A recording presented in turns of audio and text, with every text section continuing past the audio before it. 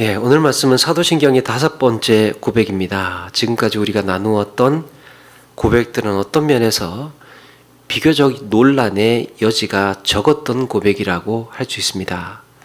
믿지 않는 사람들이 보기에도 그리스도인이라면 그 정도 종교적인 신념 때문에 저런 고백 정도는 할 수 있겠구나 하는 것들이지요.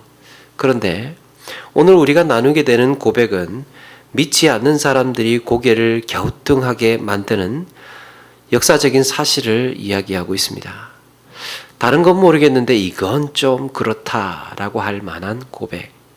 그게 무엇입니까? 장사한 지 사흘 만에 죽은 자 가운데서 다시 살아나시며, 전혀 과학적이지 않고 상식적이지도 않고 납득될 수도 없는 이런 내용입니다. 그래서 역사적으로도 수많은 사람들이 부활을 인정하지 못하고 부활이라는 벽에 부딪혀서 믿음을 포기하고 말았습니다. 이렇게 사람들이 인정하지 못했던 고백, 받아들이지 못했던 고백, 그만큼 우리에게는 중요한 고백이라는 거죠. 예수 믿느냐라고 했을 때 무엇이 함축되어 있습니까? 예수님께서 십자가에 나의 죄를 대신해서 죽으시고 부활하셨다는 것을 믿느냐라는 거죠. 예수님의 부활을 믿느냐 하는 질문입니다. 기독교를 부활의 종교라고도 합니다. 부활을 믿는다는 것은 우리 신앙생활에서 다 믿는 겁니다. 부활 믿으면 됩니다. 그렇다면 이 부활이 어떻게 사실일 수밖에 없으며 우리는 이 부활을 어떻게 증명하고 고백할 수 있을까? 부활이 우리에게 주는 의미가 무엇일까? 신앙에 있어서 부활이 가지고 있는 의미가 무엇일까? 그런 내용들을 같이 한번 나누어 보도록 하겠습니다. 과학에서 가설 검증법이라는 게 있죠. 뭔가 과학적인 이 문제를 풀어가기 위해서는 먼저 가설을 세워서 그것을 이제 검증해 나가는 건데, 말 그대로 가설을 세우고 검증하는 것, 먼저 이제 확실한 사실부터 수집을 합니다. 확실한 사실, 관찰이라든가 확인된 정보를 모으는 거죠. 그리고 나서 이런 정보를 바탕으로, 관찰을 바탕으로 가설이라는 걸 세웁니다. 이러이러한 자료들 혹은 이러이러한 정보들을 미루어 보아서 이 일은 어떻게 이루어졌을 것이다, 이렇게 가설을 세우죠. 추정하는 겁니다. 그리고 마지막으로 추정했던 가설을 검증해 나가는 것, 이 과학적인 방법. 그러면 예수님의 부활을 둘러싼 이 부인할 수 없는 사실, 이 부인할 수 없는 사실부터 우리가 한번 확인해 보려고 합니다.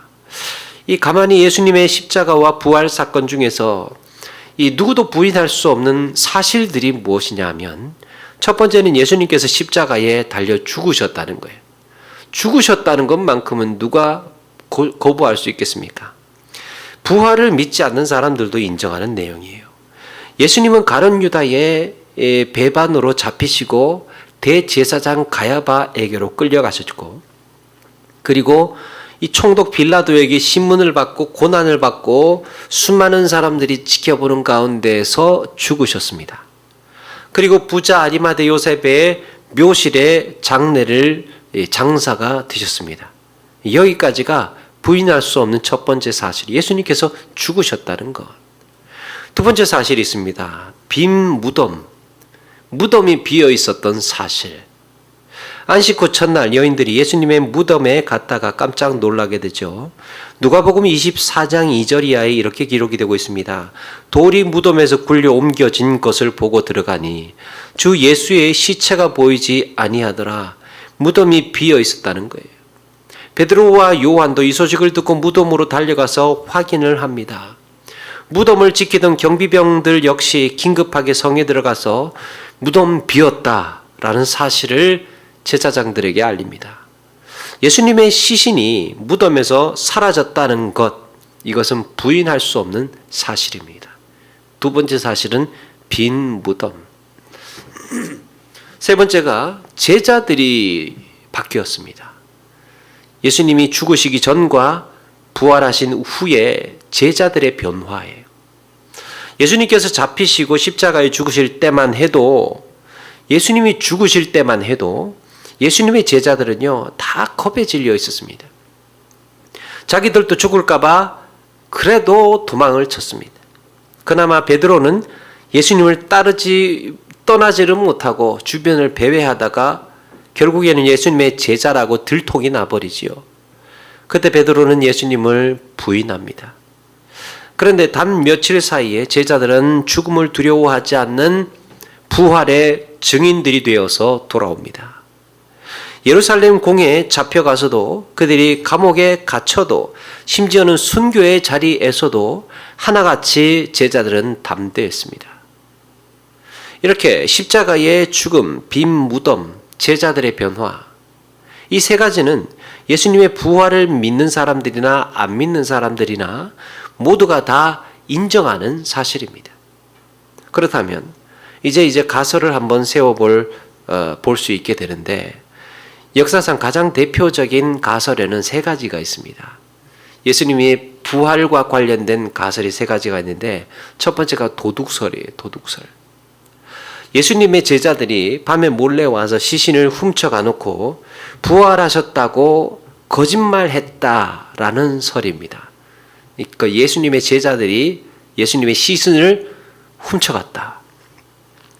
마태복음 28장 12절 이하에도 이런 대목의 내용이 나오는데, 경비병들이 대제사장에게 급하게 가서 무덤이 비었다고 보고를 합니다. 그러니까 대제사장들은 장로들과 의논을 하고 군인들에게 돈을 줍니다. 그것도 많이. 그러면서 뭐라고 하느냐? 마태복음 28장 13절에 그의 제자들이 밤에 와서 우리가 잘 때에 그를 도둑질하여 갔다 하라. 대제사장들이 군병들에게 이렇게 하라고 가르친 거예요. 야, 없어졌어? 그러면 제자들이 와서 도둑질 해갔다고 해. 우리가 여기서 주목해 볼 것이 있습니다. 이 군인들에게요, 많은 돈을 주었다는 점이 중요합니다. 이것은 뭘 증명해 주고 있느냐? 이걸 뭘 증명해 주고 있느냐 하면, 군인들은 분명히 무덤 앞을 지키고 있었다는 사실을 증명해 줍니다. 만약에요, 저희들이 잠시 눈 붙인 사이에 무덤 열려 있던데요 라고 한다던가, 아니면 잠시 자리를 비운 사이에 다녀와 보니까 무덤이 열려 있었다고 한다면, 그랬다면 이 군인들은요, 경계 태만으로 바로 처형을 당했을 거예요. 그런데 군인들이 많은 돈을 받았다라는 말은 그들이 한 가지 분명해지는 거죠. 그들이 철저히 경계했다는 사실을 충분히 대제사장들에게 증명했다는 말이에요. 우리는 철저히 경계하고 있었습니다.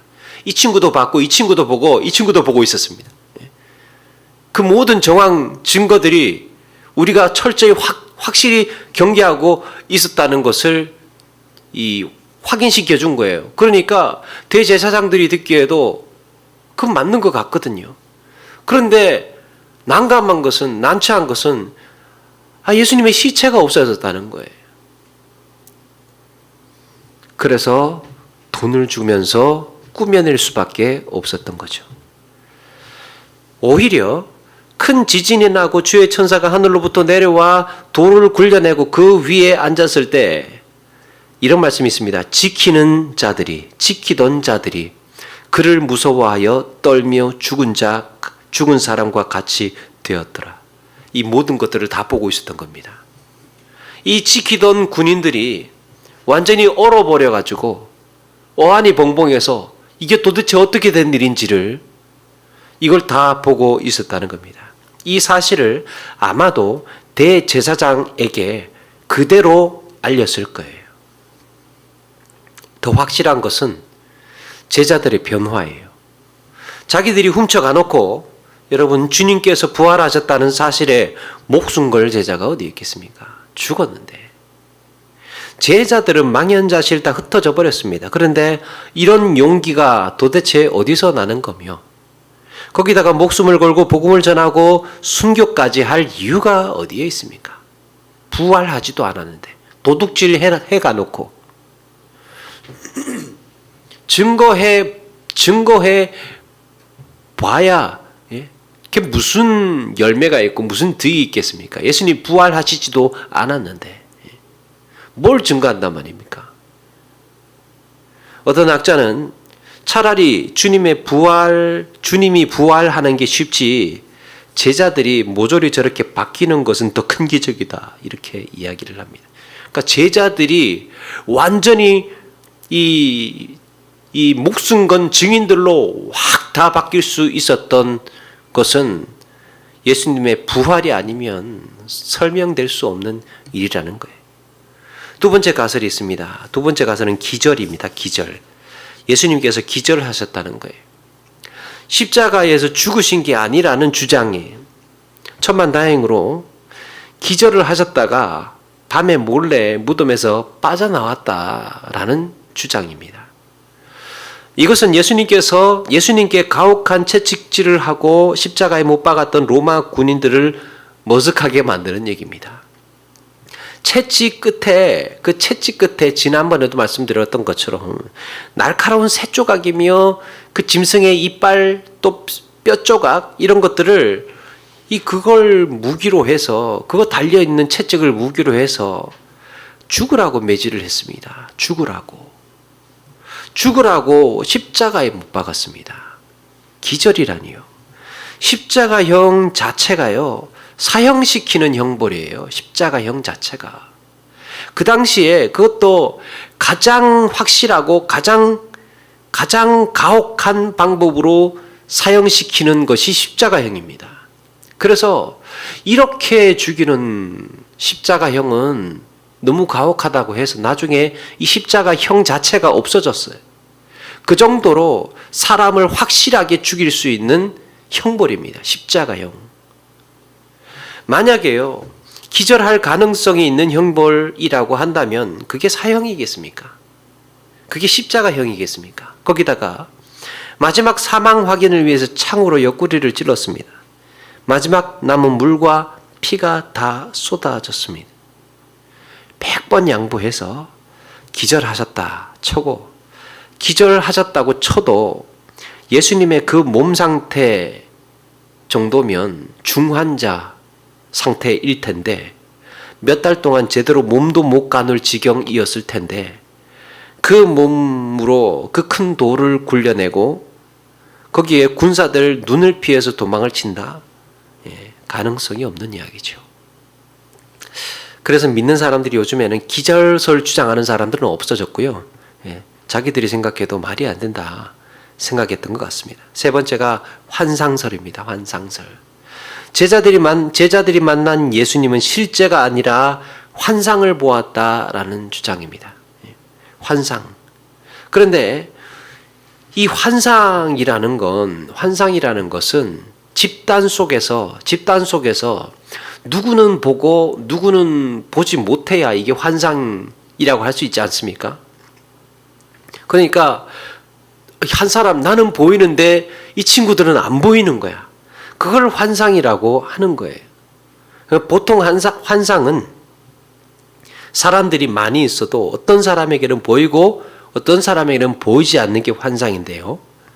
예수님의 부활에 대한 기대도 없이 도망쳤던 이 제자들한테 그것도 다 모인 자리에서 보이셨다는 것, 이게 불가능한 이야기입니다.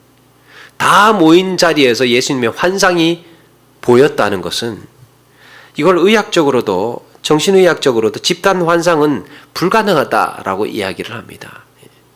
집단적으로 똑같은 환상을 본다는 것은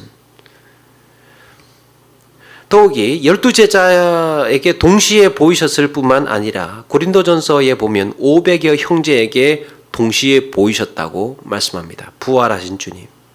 그렇다면 예수님의 빈 무덤에 그 빈 무덤 이어서는 안 되겠죠. 빈 무덤 이어서는 안 되겠죠. 예수님께서 환상이니까 예수님의 시체는 그 무덤 그 속에 그대로 있어야 되지 않겠습니까? 예수님의 도마 그 제자는 예수님의 손에 못자국과 허리에 창자국을 보았습니다. 예수님의 제자들은 부활하신 예수님과 40일 동안 만지면서 스킨십 하면서 지냈고요. 식사도 같이 하고 다녔습니다. 환상적일래야 환상일 수가 없습니다. 그런데 이 모든 주장들은 모순이 있지만 예수님께서 부활하셨다고 보면 모든 의문이 해결이 됩니다. 그러니까 도둑설, 기절설, 환상, 이 모든 것들이 다 모순이 있는데 그렇다면 뭐가 남았느냐? 부활하셨다는 것만 남았습니다. 부활하셨다라는 사실만 인정이 되면 모든 의문이 다 해결이 됩니다. 빈 무덤도 설명이 되고요.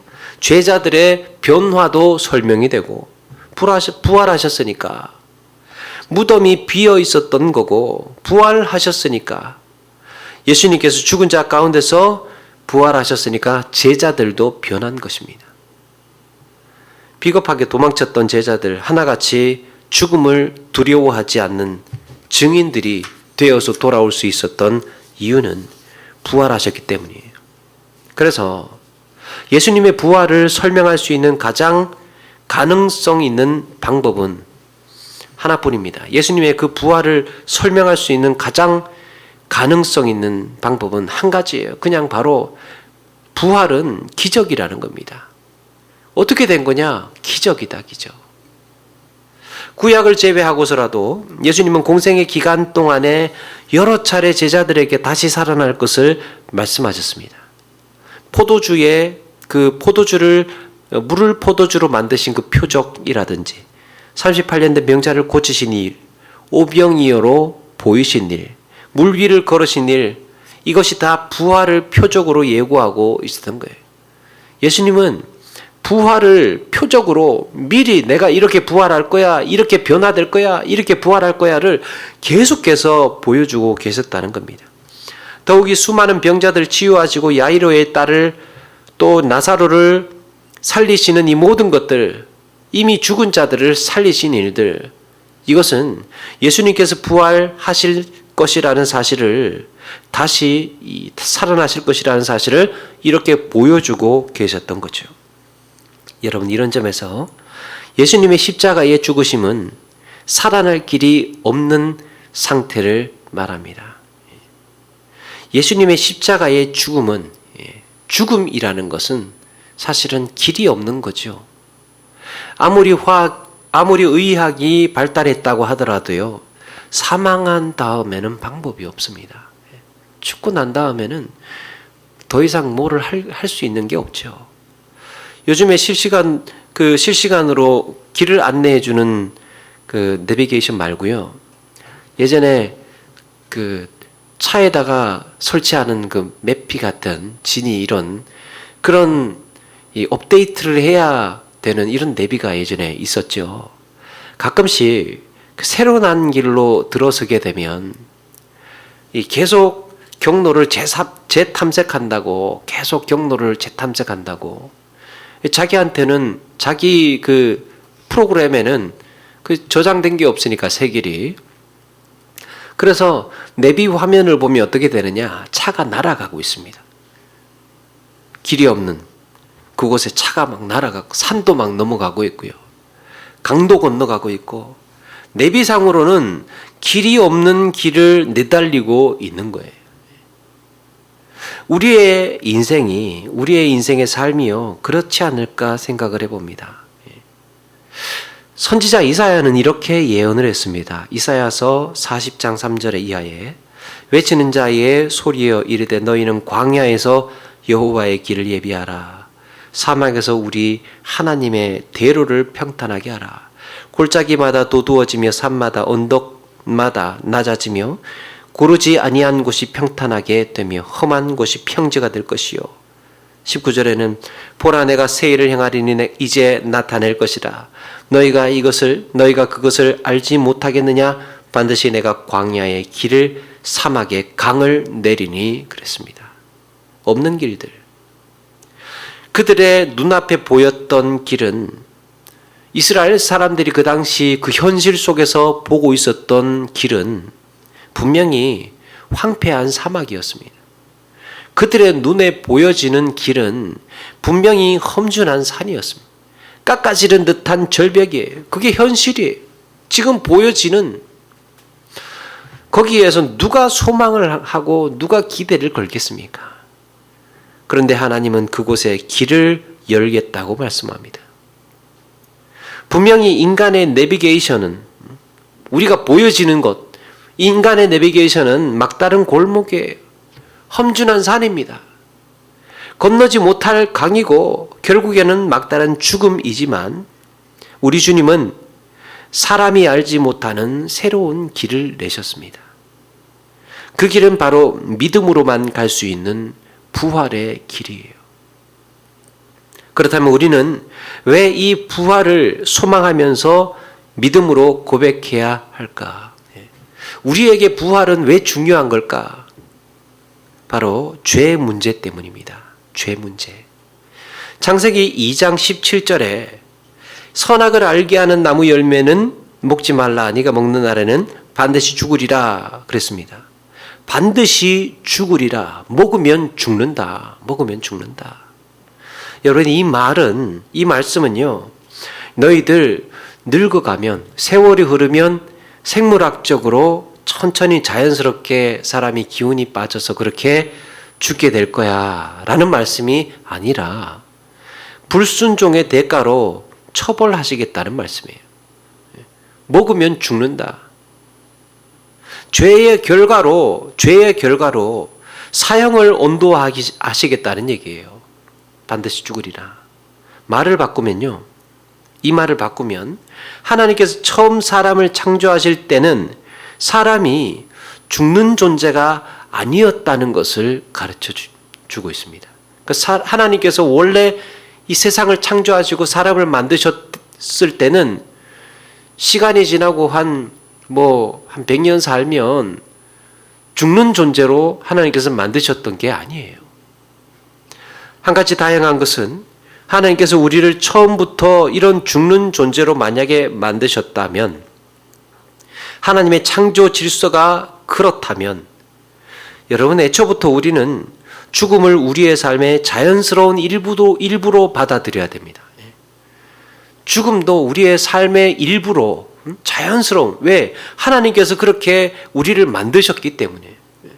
사람이 자연스럽게 하나님의 섭리 가운데 태어나듯이, 하나님의 섭리 가운데 창조 질서 속에서 살듯이 하나님의 창조 질서 속에서 그렇게 죽어간다 라고 이해한다면 우리의 신앙은, 우리의 인생은 이 죽음까지도 그대로 환영하고 받아들이고 포함하는 것으로 이걸 이해를 해야 됩니다. 죽음에 대해서. 그런데요, 여러분, 이것은 다른 모든 종교나 인본주의에서 이해하고 있는 대목입니다. 죽음에 대해서. 죽음은 거부할 수 없는 인생의 일부라고 이해를 합니다. 보통 믿지 않는 그 인문학에서, 철학에서, 또 불교 이런 데에서 다 그냥 죽음이란 흘러가는 하나의 그냥 그 자연스러운 우리의 삶의 일부라는 거죠. 죽는 것도 삶의 일부다. 이걸 그대로 받아들여야 우리의 삶의 이 마음의 어떤 평정심과 초연함 이런 것들을 얻을 수 있다라고 이야기를 해요. 그래서 이 불안하거나 아쉬워할 필요 없다. 담담하게 받아들이라고 합니다. 그런데 우리 믿는 자들은 이 죽음을 생로병사의 자연적인 흐름이 아니라, 자연적인, 하나님께서 이렇게 우리를 죽도록 만드셨어, 이런 자연적인 흐름이 아니라 죄의 결과라는 사실을 믿어야 한다는 겁니다. 하나님께서 창조 질서 속에서 죽음을 주셨다면, 우리는 죄를 짓든 안 짓든 그냥 똑같이 죽는 것이라면 죽음은 죄와 관련이 없는 거예요. 그런데 우리가 반드시 알고 믿어야 하는 것은 죽음은요, 죄의 결과라는 것입니다. 반드시 죽으리라. 죽음은 창조주의 이런 자연스러운 질서가 아니라 죄의 결과라는 사실. 그래서요, 성경은 우리에게 죽음은 창조의 질서가 아니라 죄의 결과다라고 계속해서 말씀하고 있습니다. 성경이 없었다면 우리는 이해하지 못했을, 자연스럽게 원래 우리의 생애의 일부이기 때문에 그냥 이렇게 살다 가는 거구나, 뭐 이렇게 이제 이해했을 텐데, 성경은 그게 아니라는 거예요. 그게 아니고 사람이 죽는 것은 죄의 결과라는 거예요. 죄의 결과. 여기서 여러분, 이게 오히려 우리에게 소망이 있는 겁니다. 죽음이 죄의 결과라는 사실은 우리에게 소망을 주는 이유가 있습니다. 죽음은 어쩔 수 없는 자연의 섭리가 아니라 죄의 문제가 해결이 되면 죽음의 문제도 해결될 수 있다고 성경에서는 가르쳐주고 있습니다. 죄 문제 때문에 죽음이 왔다면, 다시 죄 문제가 해결이 되면 죽음의 문제도 해결이 될 수 있다. 그것이 예수님께서 이 땅에 오셔서 십자가에 죽으시고 부활하신 이유예요. 죄 문제 해결하시기 위해서 오신 겁니다. 예수님의 십자가와 부활은 이유가 뭐냐? 인간의 죄 문제, 가장 근본적인 죄 문제, 이 문제를 해결하시기 위해서 오셨다라는 겁니다. 그래서 부활이라고 하면 우리는 그 전제로 깔아놓고 생각을 염두에 두어야 하는 것은 나의 죄. 이렇게 우리의 죽음이 죄의 결과라는 것을 인정하고 돌이키는 것을 무엇이라고 합니까? 회개라고 하죠. 회개. 나의 죽음이, 우리의 인생의 죽음이 죄의 결과라는 것을 인정하고 돌이키는 것, 죽음. 우리가 이렇게 죽는 것은 어떤 면에서 영원한 죽음을 예시하고 있는 겁니다. 예수님의 제자들이 부활하신 예수님을 보고 변화되었다 그랬죠. 아까 처음에 제자들을 보고 변화되었다고 했는데요. 여러분, 단순히 예수님의 제자들이 부활하신 예수님을 보자마자 그냥 반사적으로 변화되었을까? 부활하신 예수님을 보고 뭔가 내가 화학적인 반응이 일어나서 변화된 걸까? 어떻게 변화된 걸까?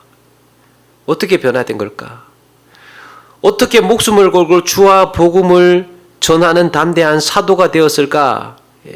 부활하신 예수님을 보고 제자들은 어떻게 변화되었을까? 바로 회개 때문입니다. 회개. 도마가요, 부활하신 주님을 소식을 들었을 때 나 못 믿어. 도마가 부활하셨다는 그 제자들 이야기 들었을 때 예수님 부활하셨다고? 못 믿는다 그랬습니다. 그런데 부활하신 주님을 만나고 도마에게 어떤 변화가 일어났느냐? 예수님의 부활을 의심했던 것을 회개합니다. 그리고 고백합니다. 나의 주님이시요 나의 하나님이시니이다. 당신은 정말 내 인생의 주인이고 나의 하나님이십니다. 이걸요, 그냥 이렇게 성경에서 단순히 한 줄로 이렇게 사실을 기록하고 있지만, 도마가 그 순간에 자신의 생애 가운데 가장 큰 변화를 경험하고 있는 순간입니다. 성경은 그냥 무미건조하게 나의 주님이시요 나의 하나님이시니이다 이렇게 기록하고 있지만, 그 순간 도마가 이 말을 고백하고 있는 그 순간에 도마가 지금 뭘 하고 있습니까? 생애의 최고의 회개를 하고 있는 거예요.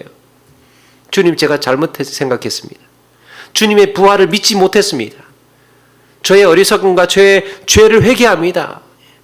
이런 철저한 회개를 도마는 그 순간 주님을 만나고 나서 하고 있었던 겁니다. 이런 회개를 하고 난 도마가 하나님 앞에 큰 사도로 쓰임을 받습니다.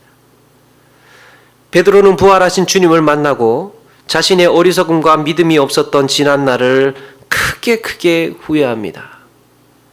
요한의 아들 시몬아, 네가 나를 사랑하느냐? 또 3번 부인했다고 또 3번 질문을 하시는지 하나하나 그 순간순간들, 예수님을 부인하면 부인할수록 그 강도가 더 심해졌었고, 때로는 욕을 하고 때로는 저주를 했던 그 순간순간들을 떠올리게 하시면서 요한의 아들 시몬아, 네가 나를 사랑하느냐? 베드로는 정말 속이 뒤집어지는 겁니다. 야, 어떻게 주님께서 나에게 이렇게 찾아오셔서 나를 사랑하느냐고 지금 이렇게 물으실까? 예수님께서 부활하신 모습으로 찾아오셔서, 어쩌면 정말 인간적인 생각이라면 예수님께서 부활하셨다면 베드로 같은 인간 거들떠도 보지 않았을 것 같습니다. 인간적인 생각이라면 버리고, 그동안 3년 동안 했던 거 다 버리고 부활하신 주님으로서 새로운 제자들을 찾으러 다니고 만나러 다녔을 수도 있었을 겁니다. 그런데 완전히 실패한 제자, 철저히 망가진 베드로 찾아가셔서 물으시는 거예요. 너 아직 나를 사랑해? 너 아직도 나를 사랑해? 너 아직도 나를 사랑해? 그러면서 제자로서 부르고 계시는 거죠. 네가 나를 사랑하느냐라고 물으신 거기에서 예수님의 이런 사랑의 부르심이 느껴지지 않습니까? 그래서 그날 베드로는 자기 인생의 최대의 회개를 합니다. 자기 인생 최고의 회개를 합니다. 부활하신 주님을 만나고 나서 사람이 변화되는 이유는 회개했기 때문에 변화되는 겁니다. 그냥 단순히 부활하신 주님, 와, 세상에 어떻게 이런 주님이 부활하실 수가 있지? 어떻게 주님께서 이렇게 부활하신 모습으로 내 눈앞에 나타나실 수가 있지? 이제 나는 예수님을 믿을 수 있어. 이런 차원이 아니고 부활하신 주님을 보자마자 내 죄가 얼마나 선명하게 드러나는지, 내 죄가 얼마나 확실하게 분명해지는지를 통감하고, 내가 이 정도였구나. 내가 이 정도로 어리석은 인간이고 정말 이 정도로 못난 삶이었구나. 내 죄가 이만큼이었구나. 이런 나를 대신해서 십자가에 죽으시고 부활하신 주님께서 나를 만나 주시다니, 거기에서 회개가 일어나야 주님을 만난 효과가 있는 겁니다. 사도 바울, 다메섹으로 혈기왕성하게 사도들, 전도자들 잡으러 달려가고 있었을 때 주님께서 그 길을 막아 세우시고 부활하신 주님께서 바울을 만나 주셨습니다. 바울이 어떻게 했습니까? 성경에서 회개했다 이렇게 자세하게 쓰고 있지는 않지만 우리는 그 앞뒤 정황에서 충분히 이해할 수 있습니다. 사도 바울이 그의 일생일대 가운데에 최고의 회개를 하는 순간이었던 거예요. 회개를 하는 순간. 사흘 동안 눈이 멀어서 앞이 보이지 않고 있었을 때 무슨 생각을 했겠습니까? 야, 내가 지금까지 무슨 짓을 하면서 살았어? 내가 지금까지 어떻게 산 거야? 도대체 내가 지금 뭘 하면서 살았어? 속으로 피를 토하면서 눈물을 흘리면서 부활하신 주님을 만나고 나서 그 철저한 회개의 시간을 가졌음을 우리는 충분히 이해할 수 있습니다. 여러분, 부활을 믿는다라는 것은 이렇게 죽었다가 살아나는 정도의, 완전히 사람이 죽었다가 새로운 삶으로 거듭나는 정도의 삶의 변화를 유발시킵니다. 부활을 본 사람, 부활의 능력을 경험한 사람, 부활의 복음을 내가 접하고 실제로 내 삶에 적용한 사람은요, 이렇게 죽었다가 살아나는 정도의 삶의 변화를 유발시켜요. 근본적인 의미에서 예수 믿고 변화된다라는 말은 이 말입니다. 부활을 보고 자기의 삶을 바꾼 거예요.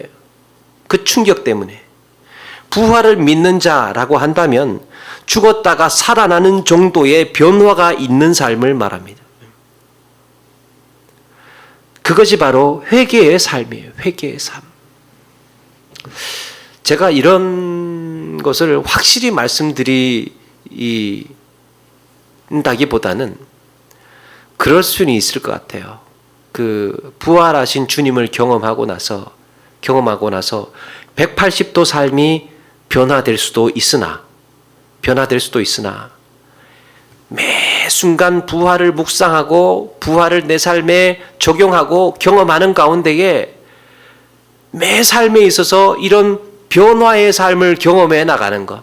그러니까 한순간에 사람이 달라질 수도 있지만 매일의 삶에서 내 삶을 돌아보고 묵상하고 큐티하고 기도 생활하는 가운데에 조금씩 부활을 묵상하면서 내 삶이 그렇게 변화되어져 가는 점진적이고 순차적인 시간이 필요한 이런 변화도 있을 수 있다고 생각합니다. 여러분, 초대교회의 출발이요 회개였습니다. 베드로가 부활의 복음을 증거했을 때 사도행전 2장에 부활의 복음을 사람들에게 증거했을 때 마가의 다락방에 그 난리가 난 상태에서 수많은 사람들이 각처에 있던 사람들이 몰려들었을 때 베드로가 설교를 시작하죠. 뭘 했느냐? 예수님께서 너희들이 십자가에 못 박게 한 그 예수가 살아나셨느니라 이거 전했어요. 살아나셨느니라, 부활하셨느니라 전하니까 사람들의 반응이 어땠느냐? 형제들아, 우리가 어찌할꼬 마음에 찔려서 그 예수님이 죽었다가 살아나셨다고? 그러면 우리는 어떡하지?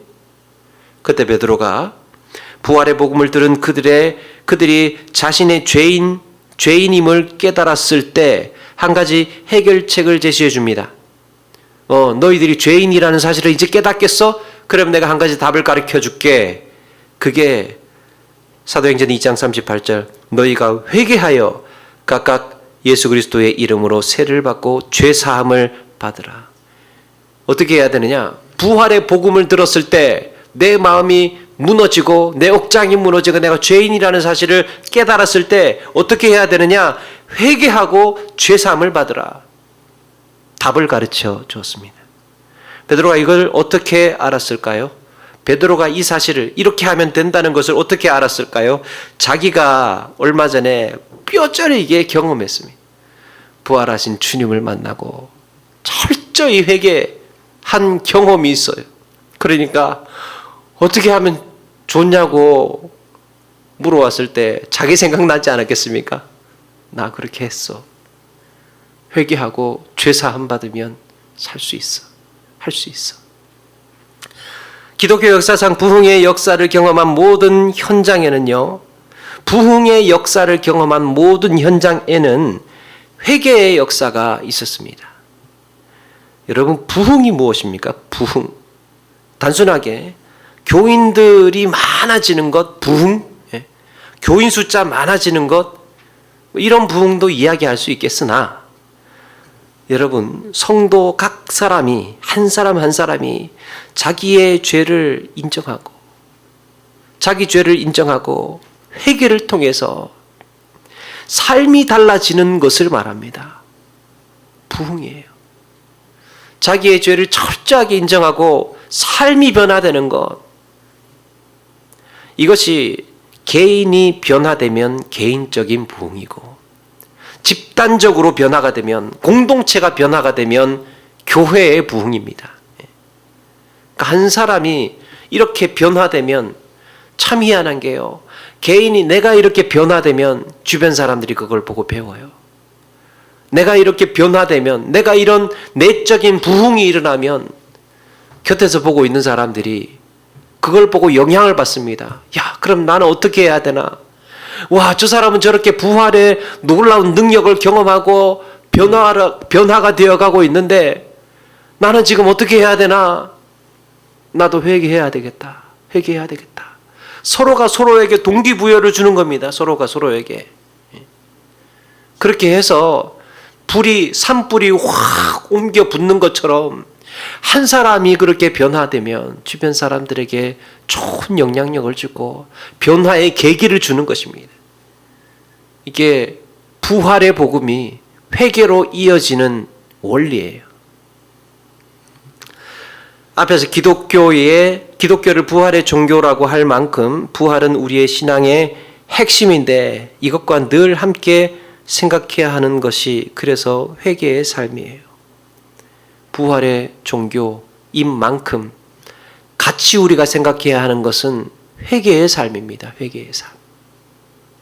우리의 매 순간에 우리의 언행에 나의 한마디에 나의 행동 하나에 나를 돌아보아서 주님 앞에 흡족하지 못한 말이 있었는가? 나를 스스로 돌아보는 것. 요즘에 메타인지 엄청나게 이야기하지 않습니까? 메타인지. 내가 뭘 아는지 뭘 모르는지를 아는 것이 메타인지라고 하지 않습니까? 메타인지 학습법. 내가 뭐를 아는지 뭐를 틀리는지 뭐를 아는지 뭘 모르는지를 알고 하는 것 메타인지인데요. 사실은 어떻게 보면 이 메타인지가요. 기독교가 시작되면서부터 출발한 거예요. 사실은.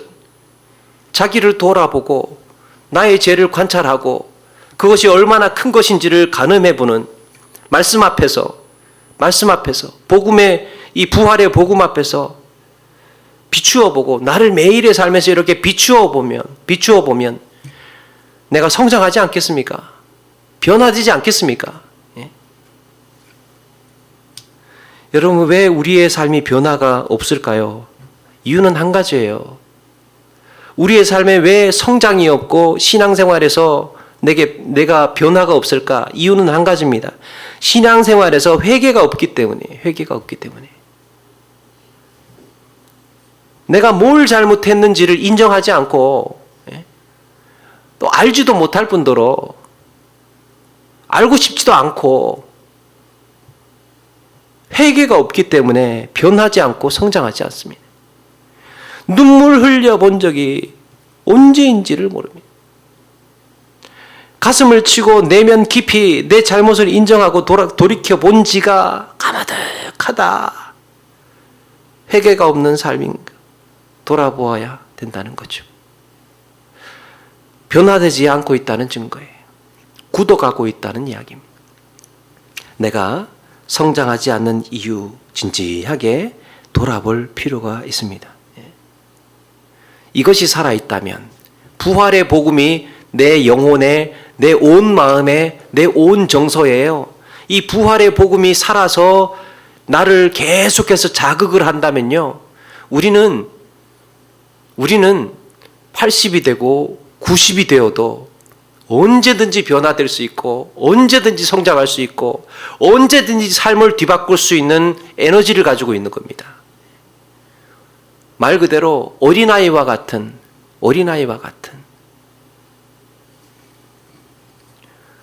어른과 아이의 차이가 무엇입니까? 변화의 가능성이 큰가 적은가죠. 굳어 있느냐 살아 있느냐, 유연한가 굳어 있는가. 우리의 신앙은 유연해야 됩니다. 나를 부정하고 내가 언제든지 성장할 수 있고 내가 언제든지 변화될 수 있다는 존재를 가지고 살아야 된다는 거예요. 나는 언제든지 틀릴 수 있다는 겸허한 마음을 가지고 있어야 된다라는 겁니다. 그게 부활의 복음 앞에 선 자의 태도다라는 것을 성경에서 가르쳐주고 있습니다. 이렇게 믿음으로 사는 날 동안 우리가 죄인이라는 사실을 또 더 선명하게 우리는 알아야 되고 아울러서 우리의 회개도 보다 깊어지고 구체적이어야 되지 않을까 생각을 해봅니다. 이렇게 죽은 자 가운데서 다시 살아나신 예수님처럼 여러분 우리의 삶도 부활의 날을 기대하면서 살아가시는 저와 여러분 되기를 바랍니다. 죽음과 삶의 변화, 부활의 변화가 무엇입니까? 죽었다가 살아난 것이잖아요. 그만큼의 큰 격차의 변화, 빛과 어둠의 변화, 우리의 삶의 스타일이, 우리의 삶의 가치관이, 내가 생각하고 있었던 것, 이것이 완전히 180도로 나도 달라질 수 있다라는 이런 열린 마음이 있어야 이 부활의 복음을 대하였을 때 변화를 또 기대할 수 있지 않을까 생각을 해봅니다. 어제의 나와 오늘의 내가 하루하루 그렇게 변화되어 갈 수 있도록, 우리의 변화 상대는요, 우리의 비교 상대는 다른 사람이 아니에요. 우리의 비교 상대는 저 권사님, 와, 저 집사님 어떻게 저렇게 참 앞서 나가고 있는데, 저렇게 참 이 성숙하신데, 저분은 참 어떻게 저렇게 믿음이 좋을까? 비교할 필요 없어요. 우리의 비교 상대는 어제의 나예요. 어제의 나. 내가 어제보다 지금이 더 성장하여 있는가?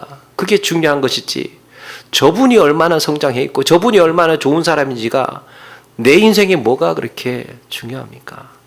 내가 중요하죠.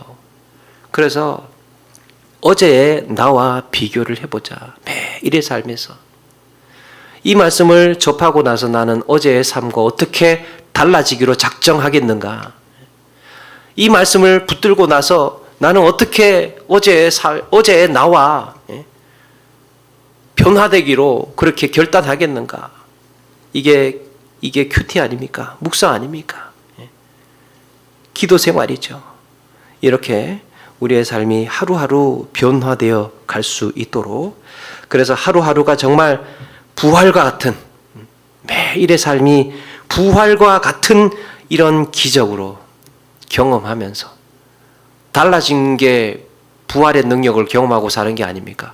어제와 내가 다른 사람이 되었다면 그거 부활의 능력을 경험하면서 살고 있는 사람 아닙니까? 어제와 내가 다른 사람으로 변해 있다면, 어제는 이렇게 생각했는데 오늘은 그렇게 생각하지 않고 이렇게 생각해 나갈 수 있는, 더 지혜롭고 더 현명하게 생각해 나갈 수 있는, 더 넓어지고 더 풍성하게 이해하고 받아들여질 수 있는 나라면, 어제의 나는 죽은 것 아닙니까? 이제는 내가 부활의 몸으로, 부활의 영혼으로 살아가고 있는 삶이 된다면 우리는 이런 부활을 매일 경험하면서 살고 있는 것입니다. 사랑하는 여러분, 이런 부활을 매일 경험하면서 살아가시는 저와 여러분 되기를 주의 이름으로 축원합니다.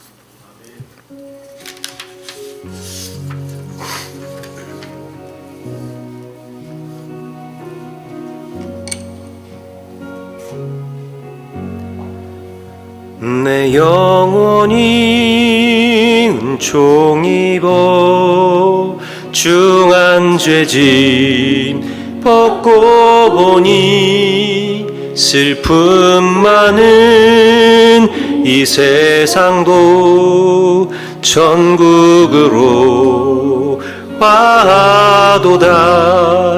할렐루야,